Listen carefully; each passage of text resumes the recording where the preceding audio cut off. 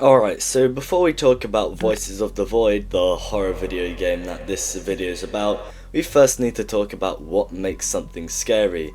Now, back in the good old days when we were all monkeys, we were scared of everything killing us, and to stop everything from killing us, the human brain evolved so that we were scared of the unknown, and that fear of the unknown has lasted ever since. And there's two ways that video games induce the fear of the unknown, and the first is with survival horror. And in survival horror games, there is an AI chasing you down, so the fear of the unknown comes from not knowing where the AI or the enemy is, or when it's going to jump scare you. Now this seems all fine and well, but eventually survival horror games lose their touch, as after dying a lot you begin to study the enemy's patterns, learn how to cheese and evade them, then dying in the game goes from being scary to just being annoying that you have to restart all over again. The other type of horror is psychological horror, more slow paced games where the game can build up tension and all the scares and creepy parts are scripted to certain moments instead of relying on some stupid AI, but this does have its faults too, as the game attempting to build tension often has nothing to do outside the scares, just making you wander around and do some lackluster puzzles so it can get to the good part, or tell some shitty story, just creating a boring game with no gameplay loop. The world in these don't feel alive, but just a template for the scares to be pasted over. So how do you create fear and horror in a game? Well, what if you put the lore and the horror of the game second, and at number one you focus on the world and immersion first? Well, when you do that, you get a game like Subnautica.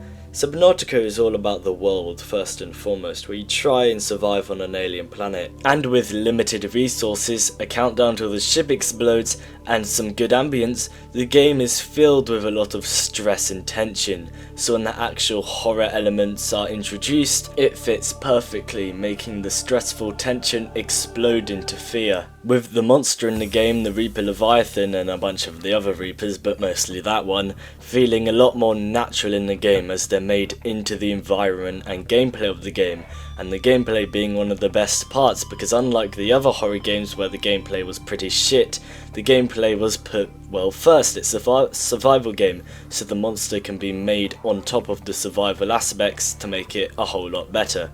Okay, I just realised I forgot to do the intro, bear with me for a second. A-Town.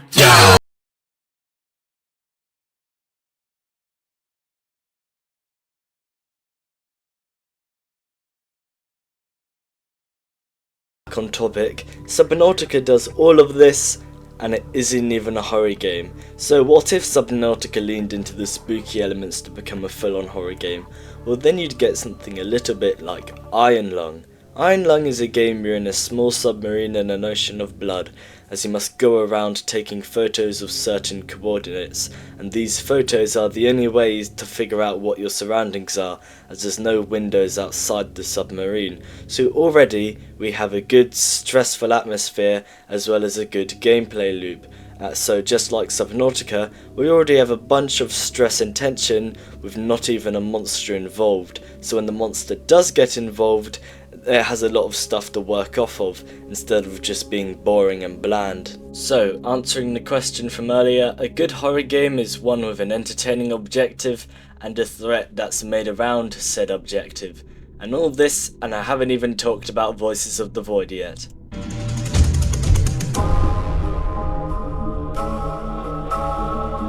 So, Voices of the Void, what is it?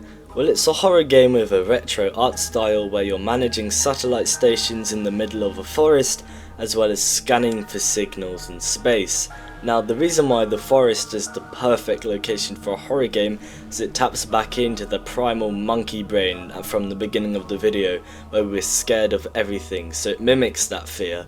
And also, since there are a bunch of abandoned buildings, you'd expect there to be humans around where there's man-made structures, yet there are none, causing a contradiction in the brain, which humans hate. So, the gameplay of managing satellites and scanning for signals. It's complicated.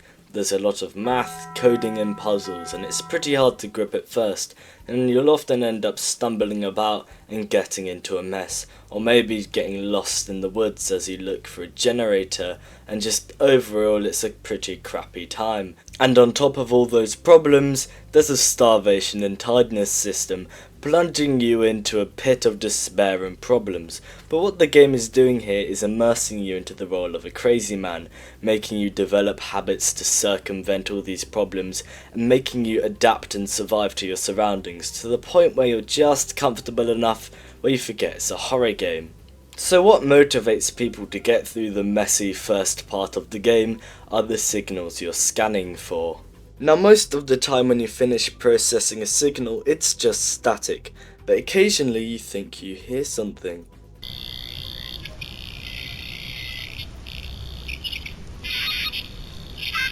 Is someone talking in the static? Are those hidden messages? Is there some kind of Morse code going on? And it's that addiction to your piecing something together that keeps you going, and in hopes that if you keep doing this, maybe something out of the ordinary will happen, maybe something in the forest will come to get you, and that addiction is what eventually leads to something getting to you, as because of how focused you are on the signals, you end up rushing and speedrunning getting the signals done so you can clear everything up or complete a certain objective, but then you begin forgetting things like your tiredness system, and low tiredness is exactly what leads to the first threat coming to get you, to remind you that this is a horror game.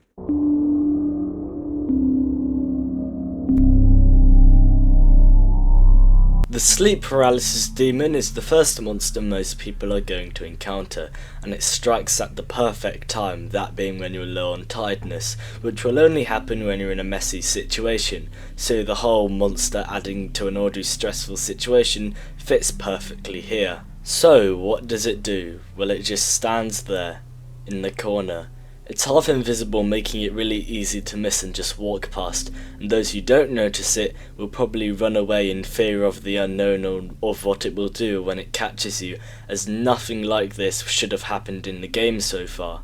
A very minor addition to the sleep paralysis demon is when you stand still, your screen will slowly but surely drift towards the demon, which kind of plays mind games on you and reminding you that he's always there watching you. No matter how much you run away, your screen will always drift towards him. Eventually he does start moving towards you, and when he catches you, instead of just killing you and making you restart, which would just be boring, it sends you into a nightmare-like state, capitalising off the fear and chaos you're feeling and slamming it all onto you at once, to the point where you wish that the game just killed you and had you restarted, instead of plunging you into an even more chaotic and fearful environment.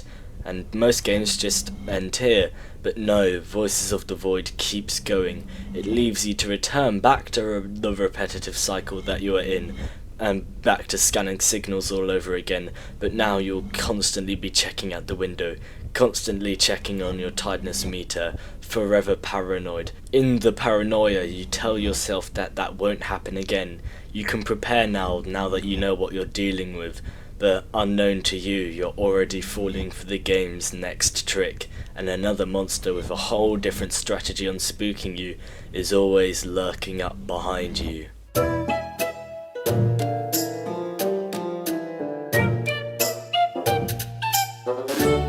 The game takes its sweet time before doing anything else, and even though nothing has physically changed, the atmosphere after the sleep demon incident is drastically different.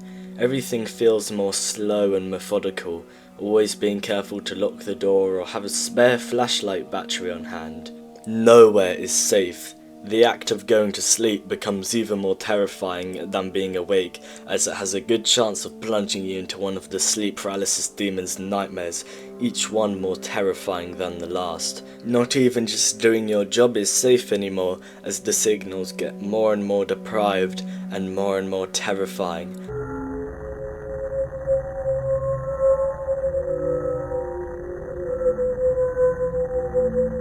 And worst of all, the forest, which puts all your anxieties and paranoia to the test, as you'll constantly see or hear things in the woods, even though there's literally nothing there.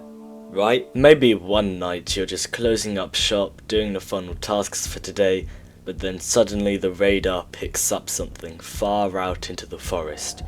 You're not alone. Something is out there. The human lust for context takes over, and as to not have another sleep demon incident, you'll prepare, setting up cameras, having a backup plan, finding good, safe points, and after many attempts, you'll figure out what this monster is. And it could actually be many things, as the game has like a bajillion threats, from the shadow men which watch you from afar, to the moving mannequins which hide amongst normal ones that constantly stalk you.